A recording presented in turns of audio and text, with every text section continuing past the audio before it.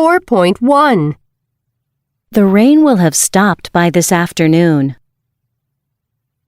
Some people think that sea levels will have risen by as much as 3 feet in 50 years. Laura won't have arrived before dinner, so I'll leave some food on the stove for her. When will they have learned enough English to be able to communicate fluently? 4.2. 1. Don't call between 7 and 8:30 because we'll be having dinner then. Good luck with your test tomorrow. I'll be thinking of you. Will you be waiting for me when I get off the train? This time tomorrow, I'll be sitting on the beach watching the sunset. 2. You don't need to get up early. We won't be leaving until about 9:30. I'll be going to the supermarket later. Do you want anything? 4.3. Weather. 1. What's the weather like? A. 1. It's cool. 2. It's chilly. 3. It's freezing. 4. It's below 0. 5. It's mild.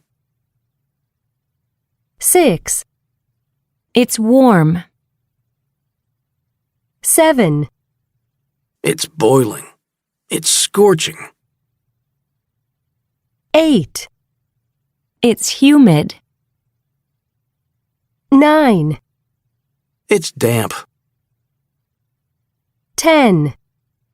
It's drizzling. 11. There are showers. 12. It's pouring. 13.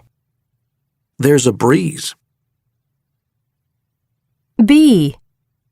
When the weather's foggy or misty, or there's smog, it's difficult to see. Mist isn't usually very thick and often occurs in the mountains or near the ocean. Fog is thicker and can be found in towns and in the country. Smog is caused by pollution and usually occurs in big cities. 4.4. 2. Extreme weather. 1. Heat wave.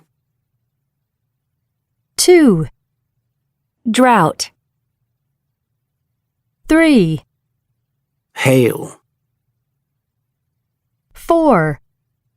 Lightning. 5. Thunder. 6. Blizzard. 7. Flood. 8. Hurricane. 9. Monsoon. 4.5. 3. Adjectives to describe weather. In the western part of New York, it will be very cold, with strong winds and heavy rain. There will also be thick fog in the hills and valleys, though it should clear by midday. Driving will be dangerous because the roads will be icy. However, the Hudson Valley and the tri-state area will have clear skies, and it will be bright and sunny, though the temperature will still be low. Over the next few days, the weather will be changeable, with some showers, but occasional sunny periods. It should become more settled over the weekend. 4.6. 1. Ow, owl, shower, drought. 2. O. Phone. Below. Snow. 3. Ooh, boot, cool, humid, monsoon, typhoon. 4, up, flood, thunder, 5, egg, heavy, weather. 6, tree, heat wave, breeze, freezing, 7, horse, pouring, storm, scorching, warm. 8, fish, drizzling, chilly, 9, bike, bright, icy, lightning, mild. 10, ear, clear, 0. 4.7.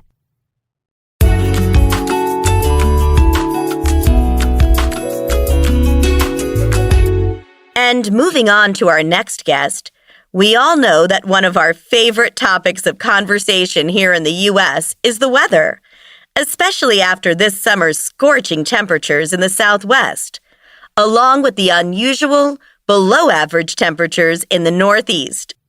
Now, we have with us in the studio meteorologist Matt Wallace. And earlier in the show, we asked listeners to tweet us any questions they had about the weather. And now Matt's going to answer some of them for us. Welcome to the show, Matt. Thanks, Jenny. So the first question for you from our listeners is, what's the difference between a meteorologist and a TV weatherman? Well, basically, a meteorologist collects all the data, whereas a TV weatherman, is given the information and presents it on the radio or on TV or wherever. Keep in mind, a few TV weathermen are also trained meteorologists, but not many. How far ahead can you accurately predict the weather? I think typically we can forecast about 5 to 7 days ahead on average, but some weather is more predictable than others. If there's high pressure, with not much changing, we could forecast maybe 7 to 10 days ahead. On other occasions, it can be very uncertain. We don't know even over just a few hours. So, for example, if there's a lot of low cloud at airports, it will be very difficult for us to know when the cloud is going to clear enough for aircraft to take off or land. Are long-term forecasts ever accurate? In terms of forecasting as far ahead as next summer or winter, there's a very new system where we can see how what's happening in one part of the world might affect another weather system somewhere else. So, like weather in the Arctic, the Gulf of Mexico, the Caribbean, and even the Pacific Ocean all make a difference to the weather in the U.S. So we can't get real detail that far ahead, but we can get a general trend. What's your favorite kind of weather? Thunderstorms, especially at night, because they're very exciting. You can see things like the lightning moving around inside the clouds, especially when the lightning really highlights the shape of the clouds. You never quite know what weather might come out of a thunderstorm. It's a kind of weather factory, really. It can generate large amounts of rain of tremendous intensity. It can bring very strong winds, large hail, snow sometimes. There's just incredible power and majesty in thunderstorms. In what ways have you noticed that the weather has changed in the last 10 years? Well, in fact, over the last 10 years, I don't think the weather has changed an awful lot. This year we've had an intense heat wave in Texas with over 30 days of 100-degree temperatures, while in Alaska, typically one of the wettest places in the U.S., there's been a drought. It's unusual, yes. These are quite extreme for the U.S., I guess, but it's not unprecedented. Both have happened before, and both will happen again. There's evidence to show that maybe extreme weather is happening a little bit more frequently. Certainly globally, looking at the science, it tends to have gotten more extreme than it has been in the past, and it's obviously becoming a little warmer as well, so yeah, but I haven't necessarily noticed it myself day to day. Are you optimistic or pessimistic about climate change? I'm pretty pessimistic about it. I think in the U.S., it will probably lead to more frequent, more extreme heat waves in the South and in Southern California, potentially colder and longer winters in the Northeast, and some more extreme weather as well, more intense rainfall, and a greater risk of extreme flooding in the Midwest and in the Pacific Northwest. Matt, thank you very much for coming and answering our questions.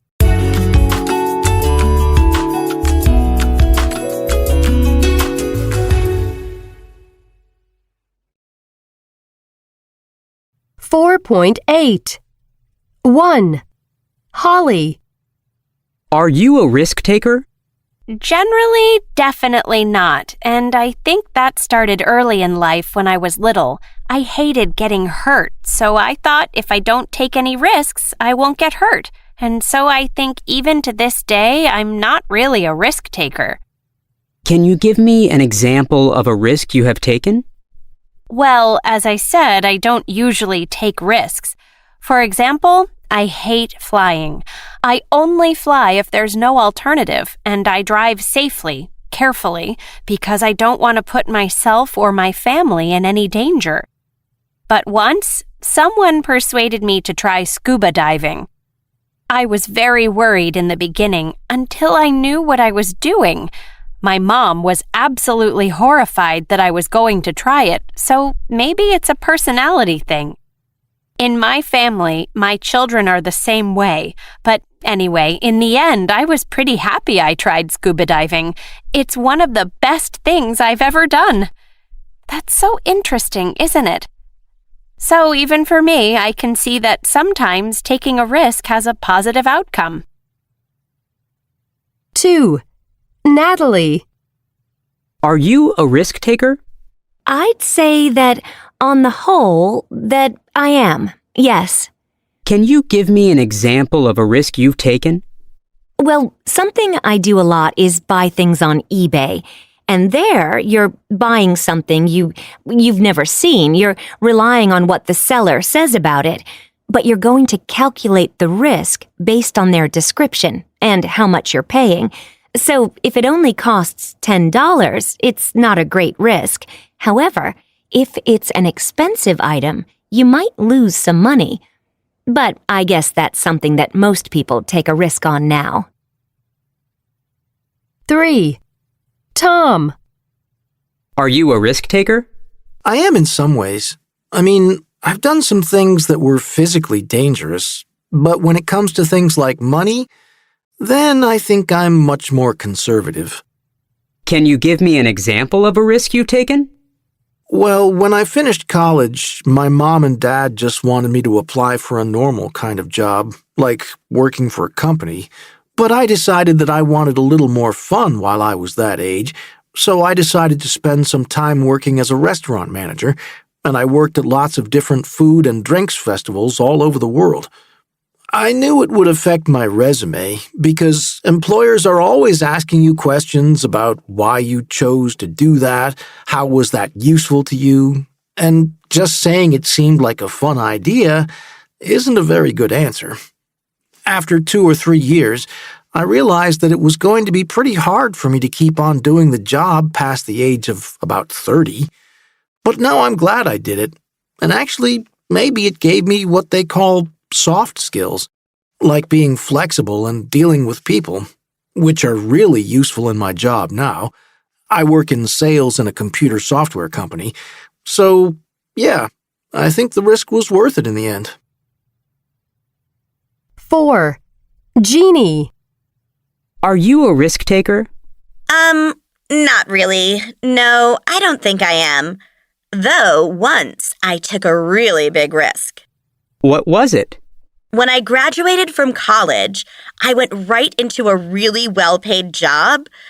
And after about 2 years, I was doing really well and enjoying it a lot.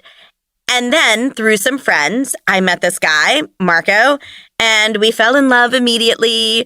I know people think love at first sight doesn't really happen, but it did. Anyway, is a scientist, a marine biologist. And after we'd been going out for maybe 2 months or so, he was offered a job working in Australia, and he said, "Come with me." I did think about it for a little bit, but not much. And I left my well-paid job to follow a man I'd known less than 3 months to the other side of the world. My parents were horrified. I was horrified myself, actually. But I married him, and we are still together. So it was definitely worth it.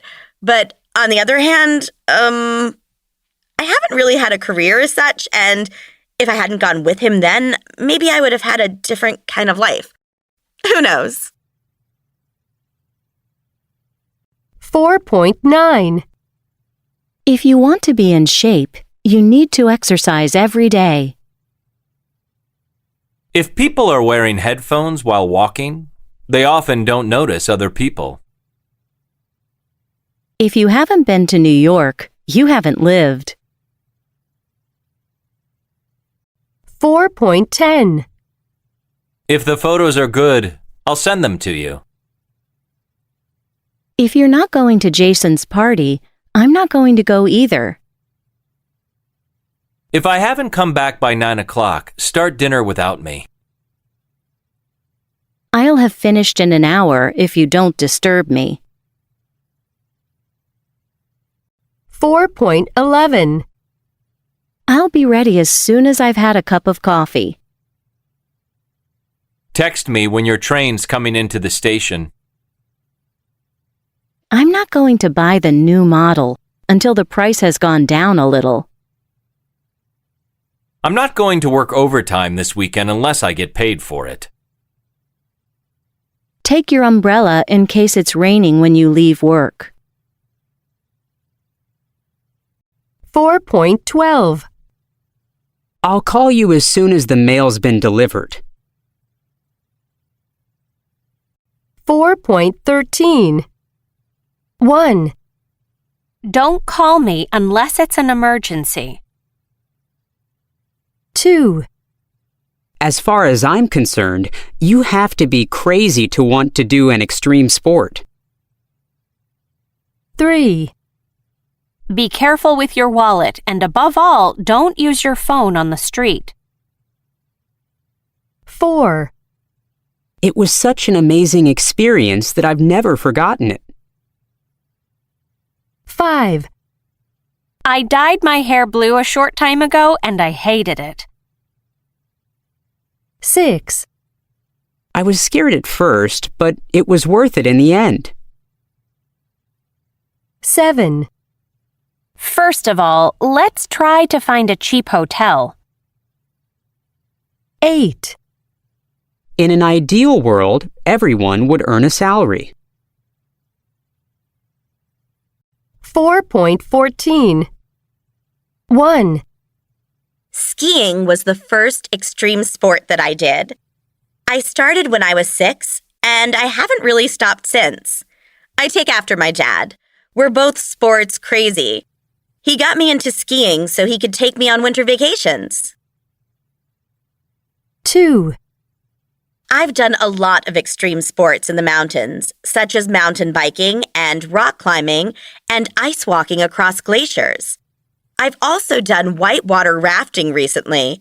It's very hard work, but really worth the energy. 3.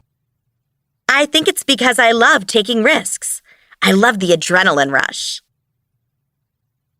4. I don't really think about getting injured or killed. I've never had a bad accident, but I've had some scary moments where I knew if I made a mistake, I could get seriously hurt. But I've never really thought there was a chance I could die. 5. I think more and more people are taking part in extreme sports because they're becoming more accessible, and there's much more exposure than before on TV and on social media. Like I said before, it's the adrenaline rush that people really enjoy. You can't always get that in your everyday life. 6, A few years ago, I would have said men were much more associated with extreme sports. However, I think it's becoming a little more equal between men and women. Extreme sportswomen are really appreciated because they're going against the gender stereotype, but men do still seem to dominate. Maybe because they were more involved when the sports were first recognized. 4.15. 1, Have you ever flown long haul? I have flown long haul. Where did you go?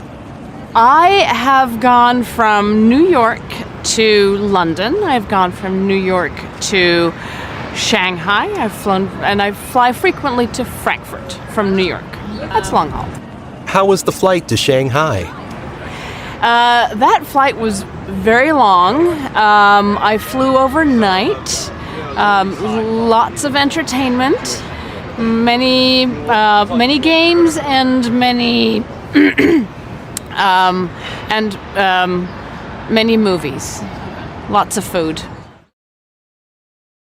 2, What kind of things do you enjoy reading? I like to read. I'm a slow reader, but I love reading, so I like to read.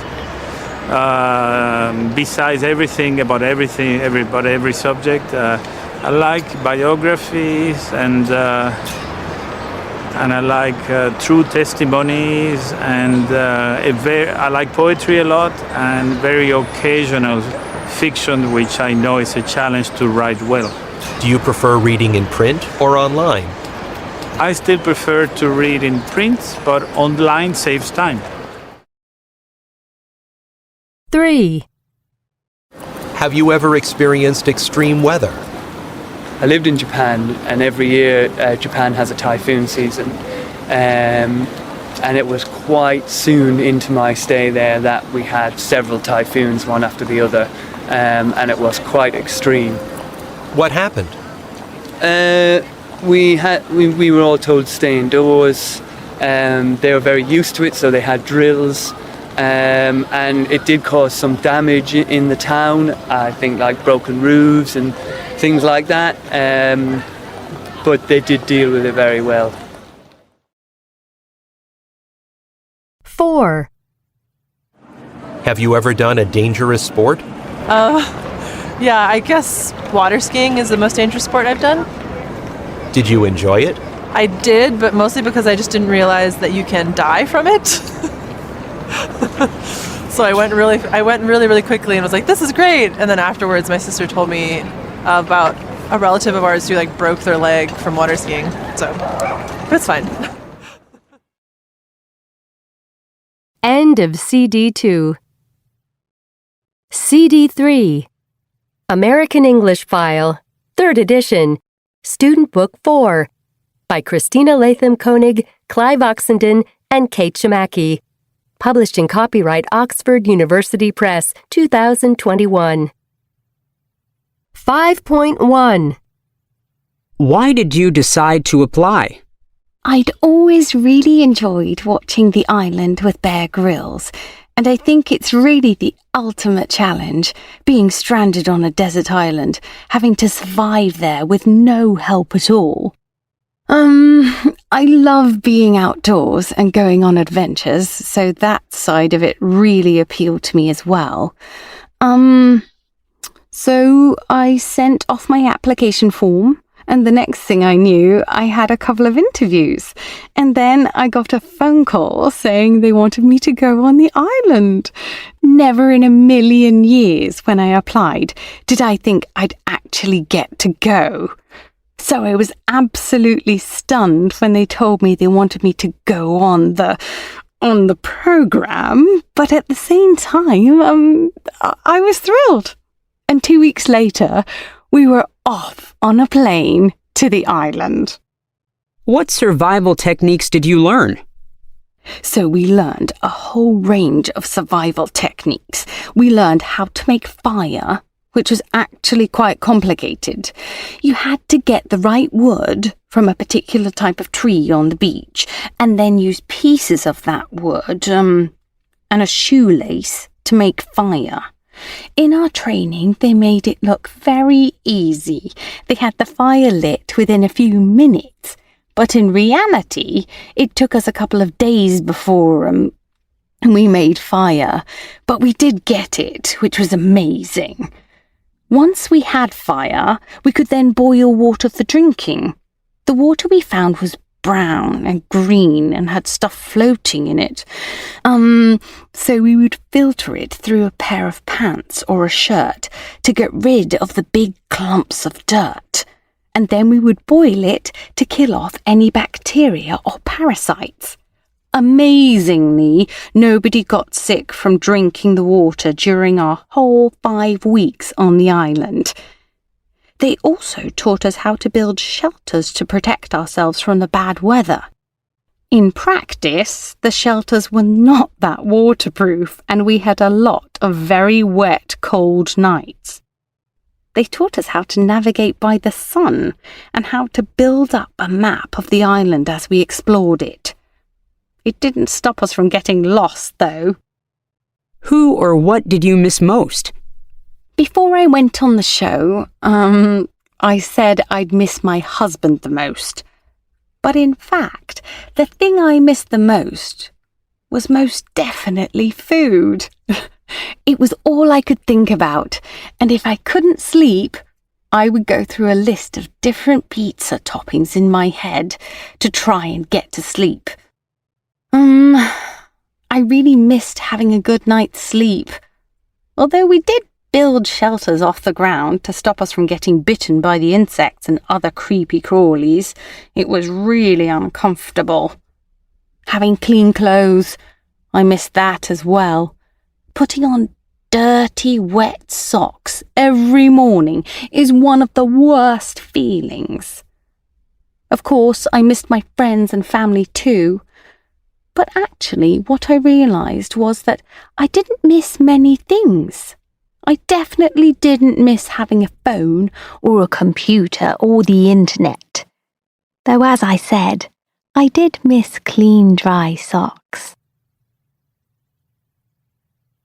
5.2. What was the most difficult or challenging part of your experience? Well, because you're put on the island with just the clothes on your back and a few basic tools, it means that anything you eat you have to find, catch and kill if necessary. So for the first week, we didn't eat anything at all except a few coconuts. So I lost 4 kilos in just a week. After that, most of what we ate was yucca, which is like a potato, grows in the ground. But you have to walk a lot to find it. And even then, it would only be the equivalent of having a small potato each every day. So we were still hungry. We were able to catch some fish, and then we did manage to kill a wild boar. And also, because of the lack of food, we became really weak. So it was hard even to go out for a stroll along the beach. That became really difficult. It was also difficult being dirty all the time, because the water we had to wash in was the ocean. So you're obviously salty and covered in sand, and you never really feel clean. When it rained, which was all the time, the ground would become really muddy and everything would just get absolutely filthy. We had a couple of weeks where the weather was really bad, so we were completely soaked, really freezing cold, wet, miserable, and hungry. And the other thing that was really difficult was the tension between the groups, and also within our group, because everyone was very stressed and hungry and tired. It didn't take much for arguments to occur, and there's nowhere to escape from on the desert island. What were the highlights? So at first, even just landing on the island was a highlight. Because we were so excited and we were meeting all these new people we'd never met before, and we were full of enthusiasm and energy. And we just had lunch, so we weren't hungry. So when Bear Grylls picked us up on his boat and drove us around the island, and then he stopped in the middle of the ocean and threw us out of the boat and told us to swim to the island, which was so exciting. And the last week was also a real highlight for me because the two groups came together and we built a communal shelter in the middle of the beach for everyone to sleep in and to enjoy. And we had a really good time. The weather at this point had turned really good, and so we had a sports day and we had a talent show and even a wedding. It was a really fun week. But I think probably leaving the island was the real highlight. Best day of my life even. It was so good to know that we'd survived for 35 days. And seeing Bear pull up on his boat to come and collect us was just an amazing feeling. I felt both really proud and super relieved. Out of the 16 people that landed on the island, 13, including Allie, managed to last the whole 5 weeks. 2 participants decided to leave before the end, and unfortunately one had to go to the hospital with an eye injury. By the last week, the participants had all realized that they were much more effective working together as one big team than trying to survive in separate groups. How much money they earned, or what their background was, turned out to be completely irrelevant. Both teams worked hard, kept their morale high, and survived. 5.3. So I was absolutely stunned when they told me they wanted me to go on the program, but at the same time, I was thrilled. Seeing Bear pull up on his boat to come and collect us was just an amazing feeling. I felt both really proud and super relieved. 5.4. Feelings. 1. Adjectives. 1B. I feel really miserable. 2F. I feel a little homesick. 3E. I'm a little disappointed. 4G. I'm very lonely. 5I. I'm incredibly proud. 6H. I'm really fed up. 7C. I'm very grateful. 8A. I'm very upset. 9D. I'm so relieved. 10J. I'm very offended. 5.5. 2. Strong adjectives. 1. Stunned. 2. Devastated. 3. Thrilled. 4. Delighted. 5. Astonished. 6. Desperate. 7. Overwhelmed. 8. Bewildered. 9. Horrified. 5.6. 3. Informal or slang words and expressions. 1B. I was scared stiff when I heard the bedroom door opening. 2A. You look a little down. What's the problem? 3D. I'm absolutely worn out. I want to relax and put my feet up. 4F. When I saw her, I couldn't believe my eyes. She looked 10 years younger. 5E.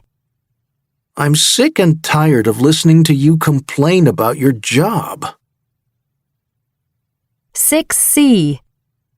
He finally passed his driver's test. He's jumping for joy.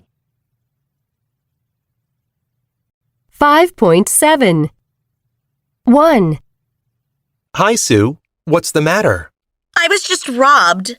Please come quickly. I'm desperate. 2. You weren't offended by what I said, were you? Yes, actually I was. 3. What did you think of the movie? To be honest, I was a little disappointed. 4. What don't you understand in the report?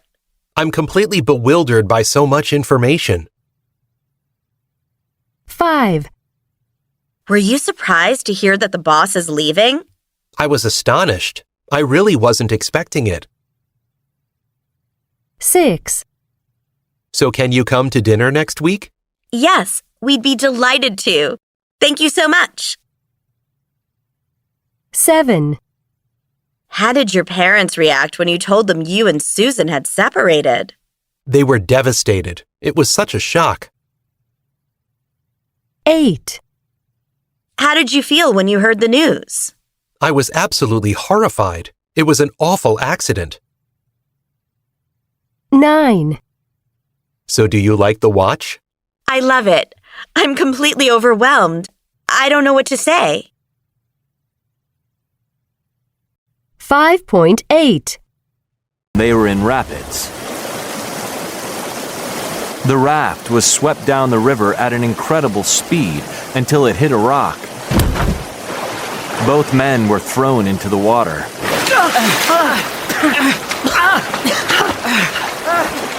Kevin was a strong swimmer, and he managed to swim to land, but Yossi was swept away by the rapids. Yossi! Help! Help! Kevin! Yossi! But Yossi didn't drown. He was carried several miles downriver by the rapids, but he eventually managed to swim to the riverbank. He was totally exhausted. By an incredible piece of luck, he found their backpack floating in the river. The backpack contained a little food, insect repellent, a lighter, and most important of all, the map. But the two friends were now separated by a canyon and 3 or 4 miles of jungle.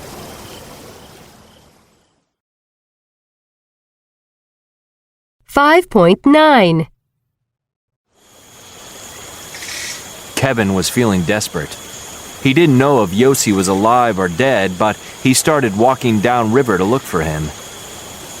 He felt responsible for what had happened to his friend because he had persuaded him to go with him on the river. Yossi! Yossi! Yossi, however, was feeling very optimistic.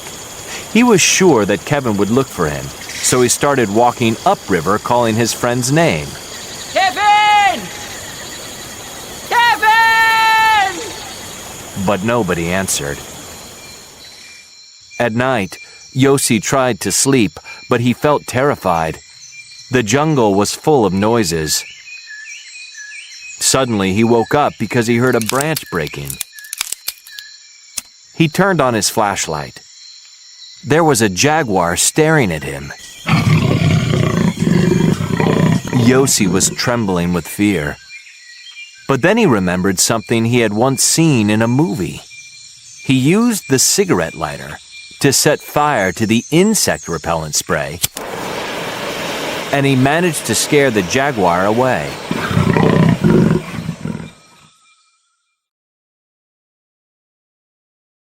$5.10. After 5 days alone, Yossi was exhausted and starving. Suddenly, as he was walking, he saw a footprint on the trail. It was a hiking boot.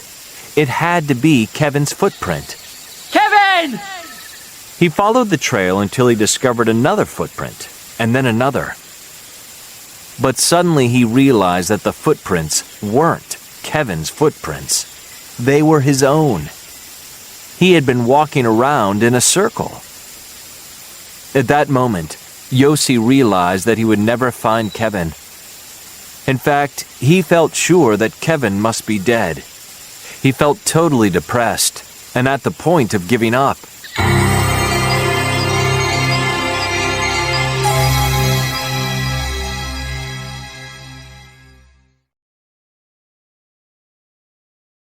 $5.11. But Kevin wasn't dead. He was still looking for Yossi. But after nearly a week, he was also weak and exhausted from lack of food and lack of sleep. He decided that it was time to forget Yossi and try to save himself. He had just enough strength left to hold onto a log and let himself float down the river. Kevin was incredibly lucky. He was rescued by 2 Bolivian hunters who were traveling downriver in a canoe. The men only hunted in that part of the rainforest once a year, so if they had passed by a short time earlier or later, they wouldn't have seen Kevin. They took him back to the town of San Jose, where he spent 2 days recovering. 5.12. As soon as Kevin felt well enough, he went to a Bolivian army base and asked them to look for Yossi. Mi amigo se pierde en la selva. ¿Debes buscarlo? The army officer he spoke to was sure that Yossi must be dead. But in the end, Kevin persuaded them to take him up in a plane and fly over the part of the rainforest where Yossi might be. But the plane had to fly too high over the rainforest, and the forest was too dense. They couldn't see anything at all. It was a hopeless search. Kevin felt terribly guilty. He was convinced that it was all his fault that Yossi was going to die in the jungle. Kevin's last hope was to pay a local man with a boat to take him up the river to look for his friend.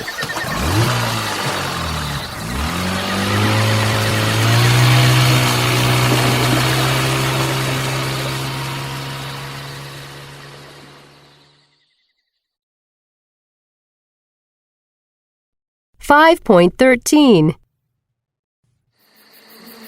By now, Yossi had been on his own in the jungle for nearly 3 weeks. He hadn't eaten for days. He was starving, exhausted, and slowly losing his mind. It was evening. He lay down by the side of the river, ready for another night alone in the jungle. Suddenly, he heard the sound of a bee buzzing in his ear. He thought a bee had gotten inside his mosquito net. But when he opened his eyes, he saw that the buzzing noise wasn't a bee. It was a boat.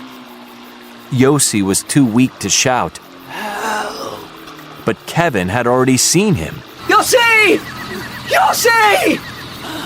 Yossi! It was a 1 in a million chance that Kevin would find his friend. But he did.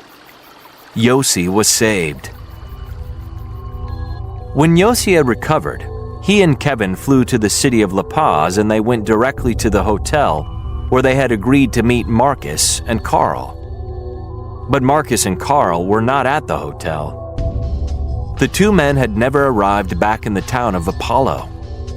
The Bolivian army organized a search of the rainforest, but Marcus and Carl were never seen again.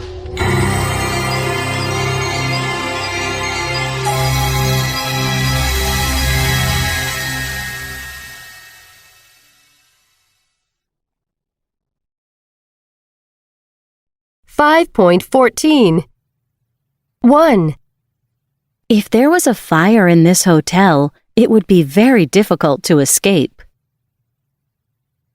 I wouldn't have a car if I didn't live in the suburbs. 2. If it wasn't raining so hard, we could get to the top of the mountain.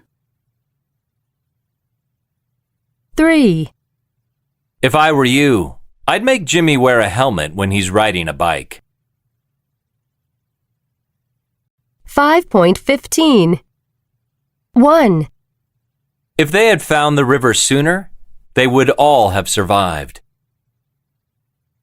I wouldn't have gotten lost if I hadn't taken the wrong path. 2. He would have died if he hadn't been wearing a helmet. If the weather had been better, I might have arrived earlier. 5.16. 1. If you came to class more often, you would probably pass the exam.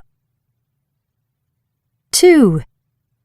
If you had come to class more often, you would probably have passed the exam. 5.17. I wish I was 10 years younger. I wish I could understand what they're saying. I wish we didn't live so far from my parents. 5.18. I wish the bus would come. I'm freezing. I wish you'd spend more time with the children. I wish you wouldn't leave your shoes there. I almost tripped over them. I wish bike riders wouldn't ride on the sidewalk. 5.19. 1. It really infuriates me when people drive close behind me. 2. I get very frustrated when something goes wrong with my internet connection and I don't know how to fix it. 3. It's so embarrassing when I can't remember someone's name, but they can remember mine. 4. I used to love shopping at the mall, but now I find it exhausting. After an hour, I just want to go home. 5. I'm often disappointed with my birthday presents. My expectations are obviously too high. 6. It amazes me that some people still don't do their banking online. 7. I find speaking in public absolutely terrifying. I hate doing it. 8. I've often been inspired by reading about how some successful people have overcome difficulties. 9. I never find instructions for electronic devices helpful. In fact, usually they just confuse me. 10. When I travel, I'm always thrilled if I manage to communicate something in a foreign language. 5.20. 1. One thing I really regret is not being brave enough to ask out a girl who I met at a party last summer. I really liked her, but I was just too scared to invite her on a date in case she said no. I wish I'd tried. I'm absolutely sure we would have gotten along. Now it's too late. She's engaged to another guy. 2. I wish I'd had more time with my grandmother. She died when I was 12, and since then, I've discovered that she must have been a really fascinating person. And there's so many things I would love to have been able to talk to her about. She was Polish, but she was in Russia, in St. Petersburg during the Russian Revolution. And she knew all sorts of interesting people at the time. Painters, writers, people like that. I was only a kid, so I never asked her much about her own life. Now I'm discovering all about her through reading her old letters and papers, but I wish she'd lived longer so that I could have talked to her about those times face to face. 3. When I was in college, I had the chance to earn 2 degrees at the same time, a 4-year degree in aeronautical engineering and a master's degree in mechanical engineering. My parents were eager for me to study for both degrees because they thought I'd probably get better job offers when I graduated. But I was totally against the idea because my engineering classes were hard and I spent a lot of my time studying.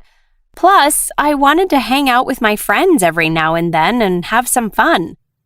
So I ended up graduating with 1 degree and I have a good job. But now I wish I'd listened to my parents because if I want to advance my career at my current job, I have to go back to school and get my master's degree in mechanical engineering. 5.21. I wish I'd worked harder in school. I wish I hadn't spoken to him like that. I wish she'd told me her true feelings. 5.22. 1. I wish I hadn't eaten 2 pieces of cake. 2. I wish I'd gone to college. 3. I wish I'd bought those shoes I saw at the mall. 4. I wish I hadn't told Anna about seeing her boyfriend with another woman. 5. I wish we hadn't said we'd go to Mario's party tonight. 6. I wish I'd been at the game. 5.23. 1D. I wish I hadn't eaten 2 pieces of cake. Yes, you should have had more self-control. 2C. I wish I'd gone to college. Well, it isn't too late. You're only 22. 3E. I wish I'd bought those shoes I saw at the mall. Why don't you go back to the store and see if they still have them? 4F. I wish I hadn't told Anna about seeing her boyfriend with another woman. Yes, that wasn't a good move on your part. I hope she's not too upset. 5A. I wish we hadn't said we'd go to Mario's party tonight. Do you want me to call and make an excuse? 6B. I wish I'd been at the game. Yes, watching it on TV is never as exciting. 5.24. I wish. I wish I had said nothing at all. Everything that came out of my mouth was wrong. The words didn't help much. I wish I had said that I love you. Everything that I said was not what I meant. All I want is for you to forgive me. I wish I had said something to make everything go right. The only thing I should have said was what I really felt. I wish I had said that I love you with all my heart and that I'm sorry for everything that went wrong. 6.1. 1. Carlos. Why do you have problems sleeping? Well, I'm Mexican, but I moved to New York a few years ago when I married an American woman. I've been living here for 3 years now. I have a lot of problems falling asleep at night because our bedroom just isn't dark enough. I can't get used to sleeping in a bedroom where there's light coming in from the streetlights outside. In Mexico, I always used to sleep in complete darkness because my bedroom window had blinds, and when I went to bed, I used to close the blinds completely. But here in New York, our bedroom window just has curtains, and curtains don't block out the light enough. It takes me a long time to fall asleep at night, and I always wake up more often than I used to do in Mexico. So why don't you just get thicker curtains? Because my wife doesn't like sleeping in a completely dark room. She says that she feels claustrophobic if the room is too dark. Ah, yes. Some people do feel like that. 2. Mark. Why do you have problems sleeping? Well, I'm a police officer, so I have to do shift work, which means I work at night every other week. So I start work at 10 o'clock at night and finish at 6 o'clock in the morning the following day. The main problem is that my body's used to sleeping at night, not during the day. So it's really hard to get used to being awake all night and trying to work and concentrate when your body is just telling you to go to bed. But isn't it something you eventually get used to? Actually, no, because I work during the day for 1 week, and then the next week I work at night, which means that just when my body has gotten used to being awake at night, then I go back to working in the day, and then, of course, I can't get to sleep at night because my body thinks it's going to have to work all night. The other problem is that when I get home after working a night shift, everyone else is just starting to wake up, so that means that it can be really noisy. The neighbors play the radio and bang doors and shout to wake their children up.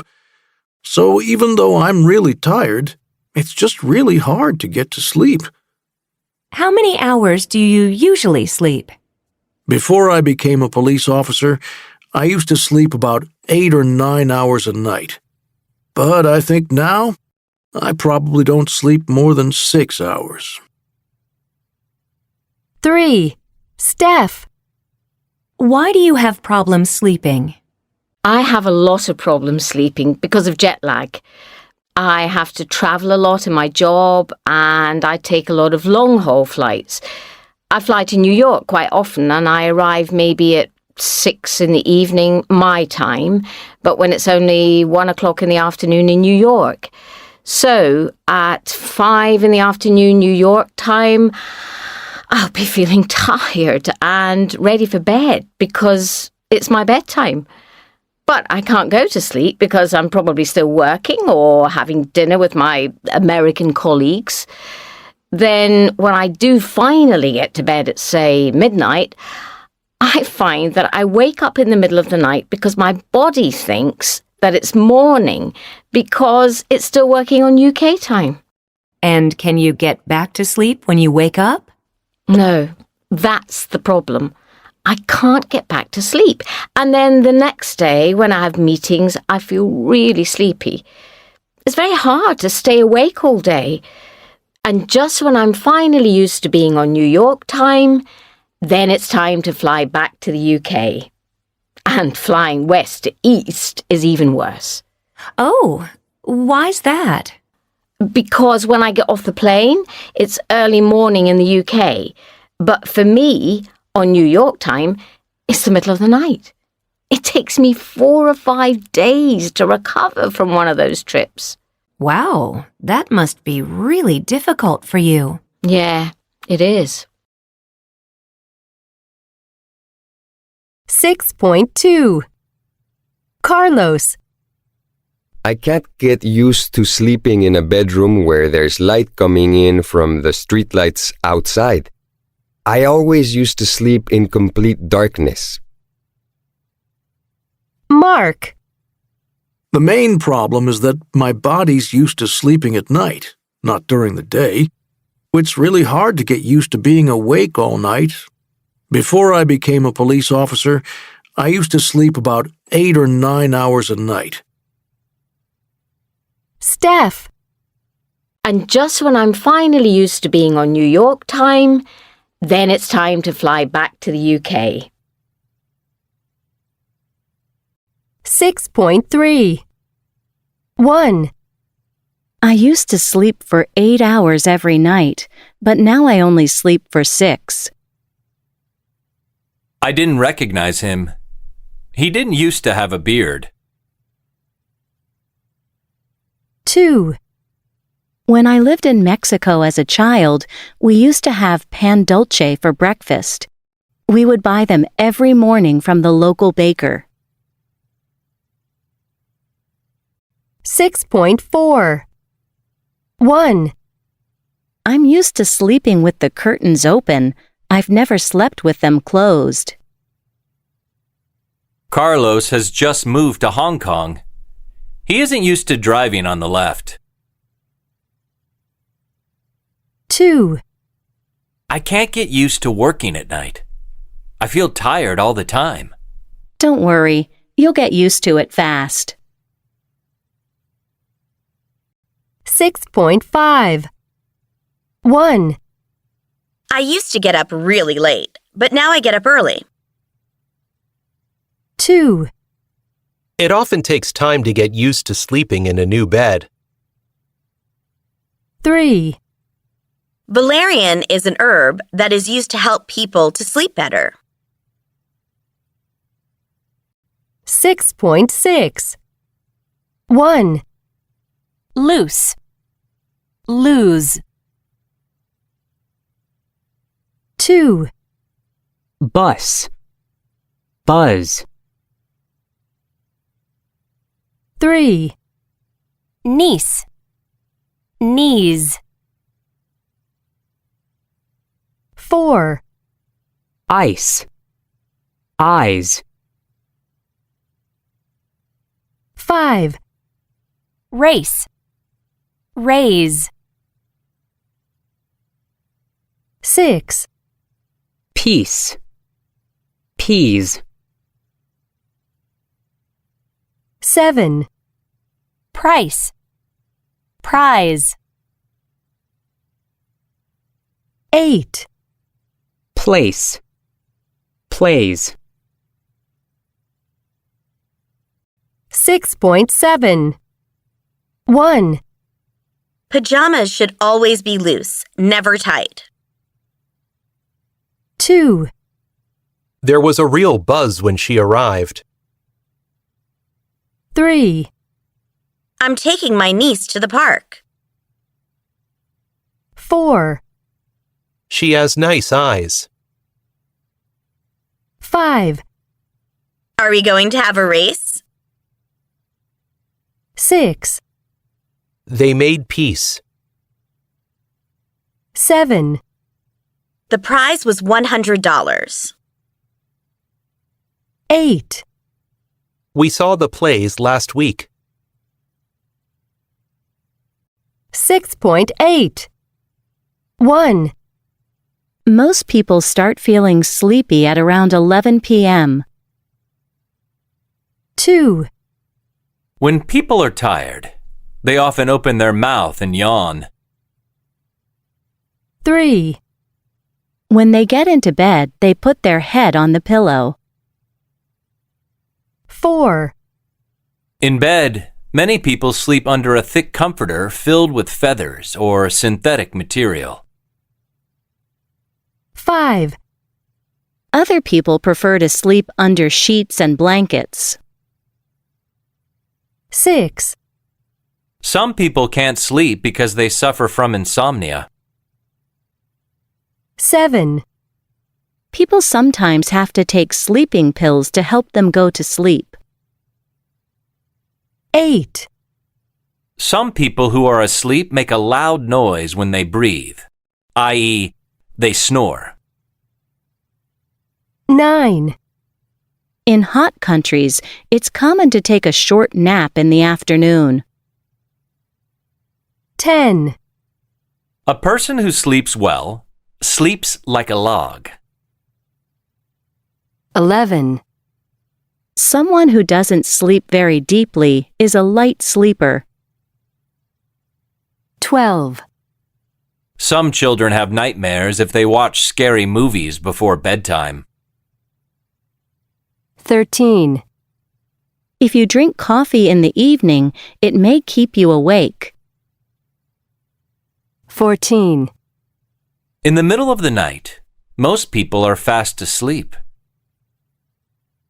15, As many as 15% of people sleepwalk during the night, getting out of bed and even getting dressed or eating. 16, When people need to get up early, they often set the alarm. 17, If you don't hear your alarm, you might oversleep. 18, According to one study, 4.7% of Americans fall asleep while driving. 6.9.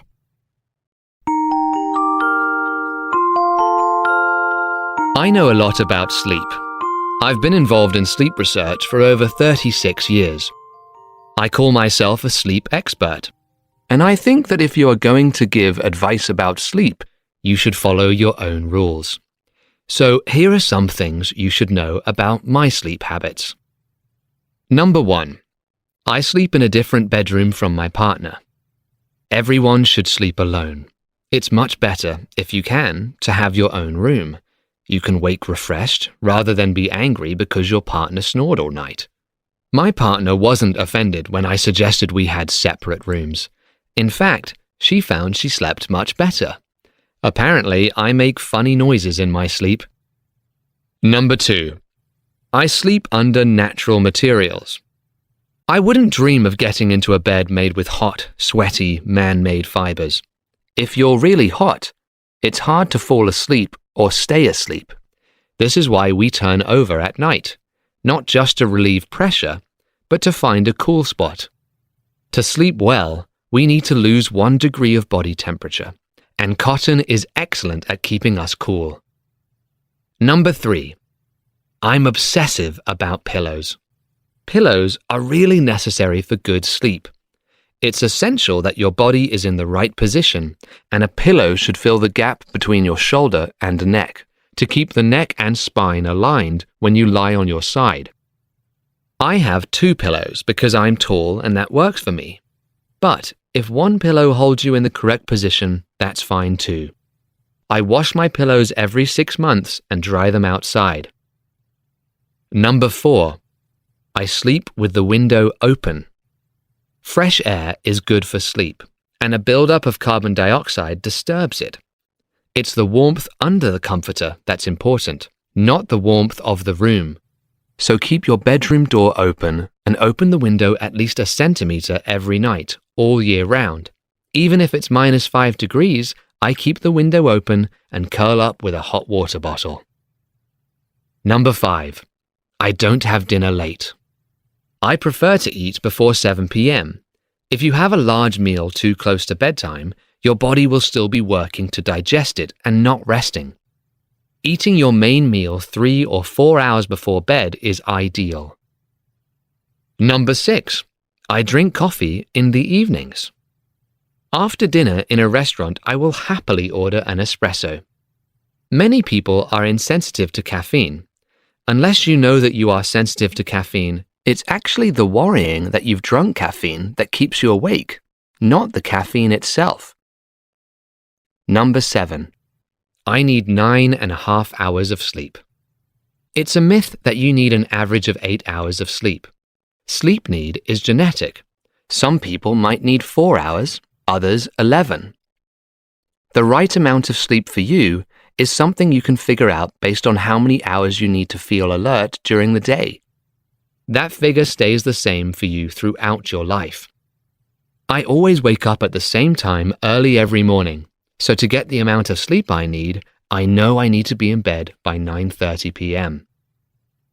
Number 8. I read a book before going to sleep. Everyone should have a way to relax before going to sleep. I read a non-thrilling book, often short stories, or a book with short chapters. You don't want something where every chapter ends on a cliffhanger, because that makes you want to read on. 6.10. Part 1. I think it's very interesting that human beings are the only animals which listen to music for pleasure. A lot of research has been done to find out why we listen to music, and there seem to be 3 main reasons. Firstly, we listen to music to make us remember important moments in the past. For example, when we met someone for the first time. Think of Humphrey Bogart in the film Casablanca saying, "Darling, they're playing our song." When we hear a certain piece of music, we remember hearing it for the first time in some very special circumstances. Obviously, this music varies from person to person. Secondly, we listen to music to help us change activities. If we want to go from one activity to another, we often use music to help us make the change. For example, we might play a certain kind of music to prepare us to go out in the evening. Or we might play another kind of music to relax us when we get home from work. That's mainly why people listen to music in cars, and they often listen to one kind of music when they're going to work and another kind when they're coming home. The same is true of people on buses and trains. The third reason why we listen to music is to intensify the emotion that we're feeling. For example, if we're feeling sad, sometimes we want to get even sadder, so we play sad music. Or we're feeling angry, and we want to intensify the anger, then we play angry music. Or when we're planning a romantic dinner, we lay the table, we light candles, and then we think, what music would make this even more romantic? 6.11 1.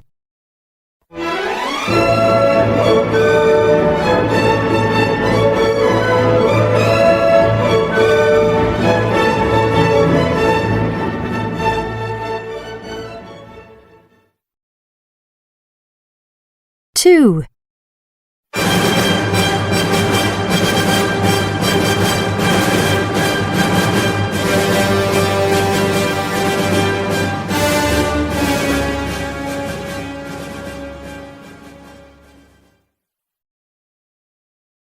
Three.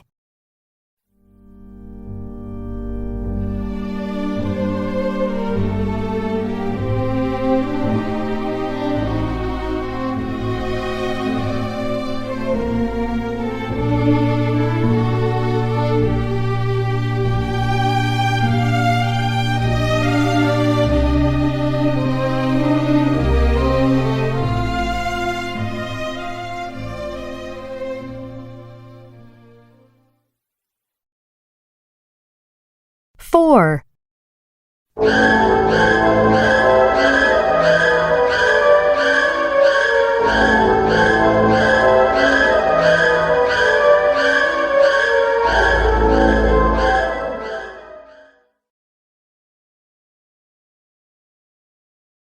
6.12 Part 2. Let's take three important human emotions: happiness, sadness, and anger. When people are happy, they speak faster and their voice is higher. When they are sad, they speak more slowly and their voice is lower. And when people are angry, they raise their voices or shout. Babies can tell whether their mother is happy or not simply by the sound of her voice, not by her words. What music does is it copies this, and it produces the same emotions. So, faster, higher-pitched music will sound happy.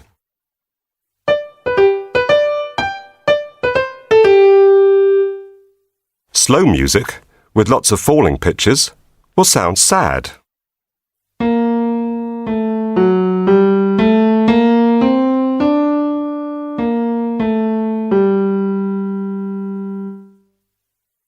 Loud music, with irregular rhythms, will sound angry.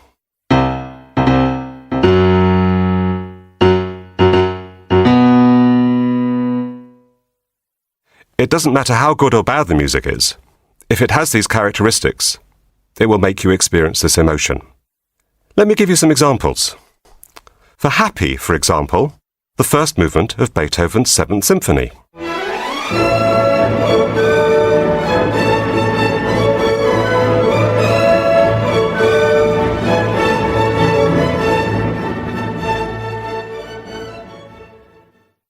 For angry, say Mars from the Planets by Holst.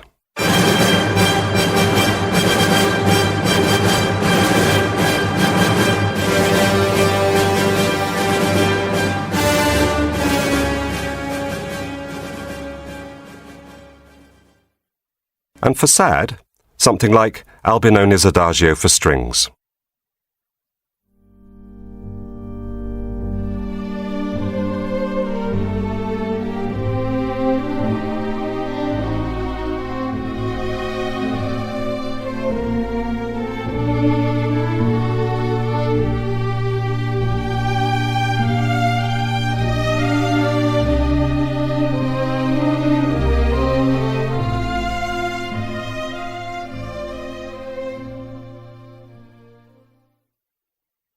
Of course, the people who exploit this most are the people who write film soundtracks. They can take a scene which visually has no emotion and they can make the scene either scary, or calm, or happy, just by the music they write to go with it. Think of the music in the shower scene in Hitchcock's film Psycho.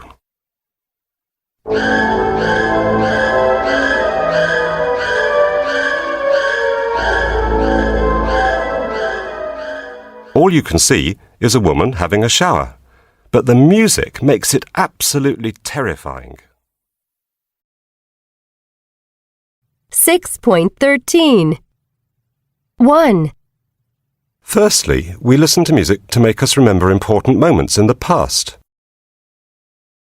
2, When we hear a certain piece of music, we remember hearing it for the first time. 3, If we want to go from one activity to another, we often use music to help us make the change. 6.14. 1, I enjoy listening to music. We couldn't help laughing. 2, I'm really looking forward to seeing you. I think you should give up drinking coffee after dinner. 3, I want to speak to you. They can't afford to buy a new car. 4, I'd rather eat in than go out tonight. She let him borrow her car. 5, It started to rain. It started raining. 6.15. 1, Remember to lock the door. I remember going to Lima as a child. 2, Sorry, I forgot to do it. I'll never forget seeing the Taj Mahal. 3, I tried to open the window. Try calling Yi Yi on her cell phone. 4, You need to clean the car. The car needs cleaning. 6.16. 1,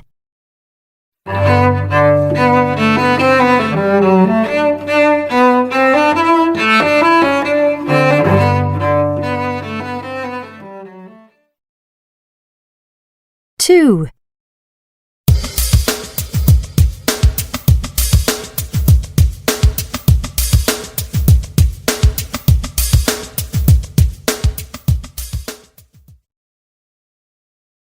3,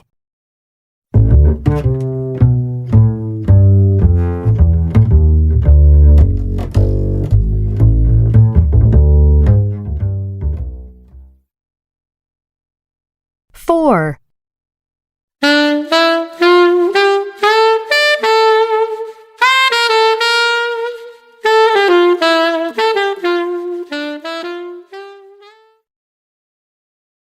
5,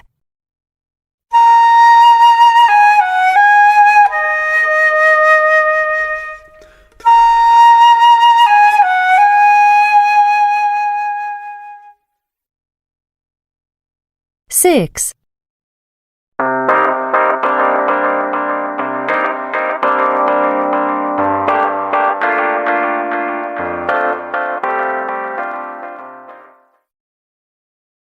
7,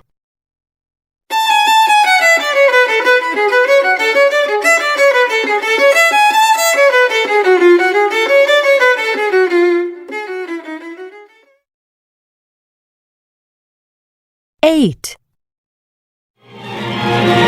Bass is the only reason you don't play is because it goes higher than you can play. So violas, you just take over from the bass. It's 3 and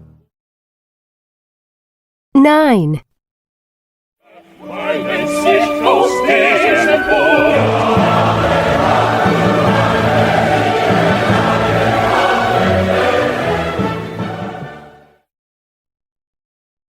10.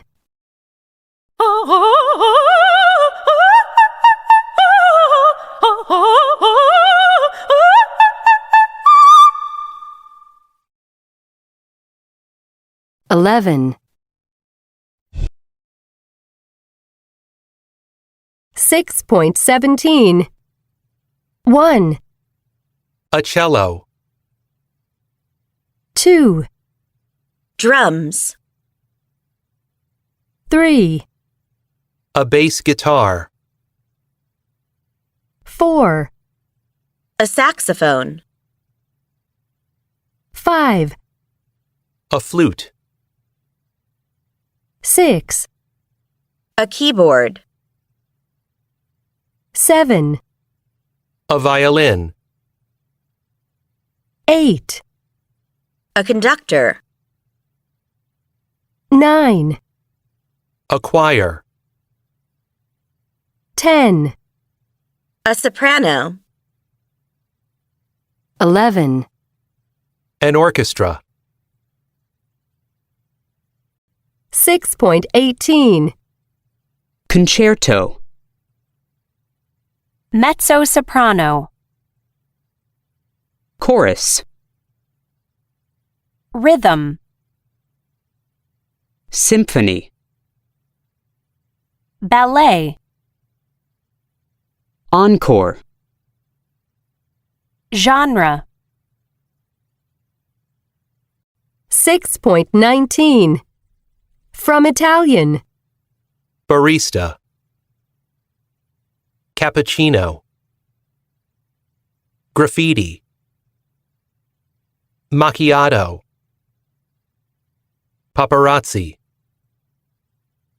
Villa. From Greek. Architecture. Hypochondriac. Microphone. Philosophy. Psychic. Psychologist. From French. Bouquet. Chauffeur. Chef. Chic. Croissant. Fiancé.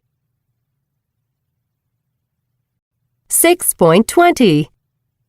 1, How well do you think you'd survive if you were left alone on a desert island? Not very. I did the Boy Scouts, and so I know a little bit of basic survival, but I'd be hopefully be found rather quickly after my abandonment there. What would you do? Probably kind of what you see in all the movies, build a bonfire and see if I had any mirror or anything to attract a plane or a passing boat, and just try to find shelter and whatever type of food's on the island. 2, What kind of things do people do that really annoy you? Walking slowly in public, tapping their pencils on tables during lectures as well. Yeah. Do you think you do anything that annoys other people? Biting my nails. Yeah, not much else. 3, Do you ever have problems sleeping? Most of the time, I don't have problems sleeping, but sometimes if I am either really cold or I'm really excited about something that's happening or I'm really sad about something that has happened, then I have problems sleeping. What do you do if you can't sleep? I normally read a book because anytime I read a book in bed, I will fall asleep. 4, On a typical day, do you listen to music? Yes, I listen to music every day. When and where? First thing in the morning, outside on my patio. Do you listen to different kinds of music at different times of day? I listen to different types of music no matter what time of day. What makes you choose one kind of music over another?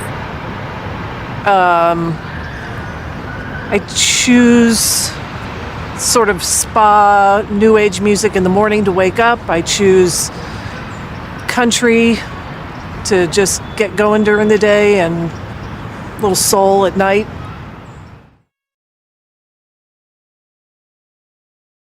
End of CD3.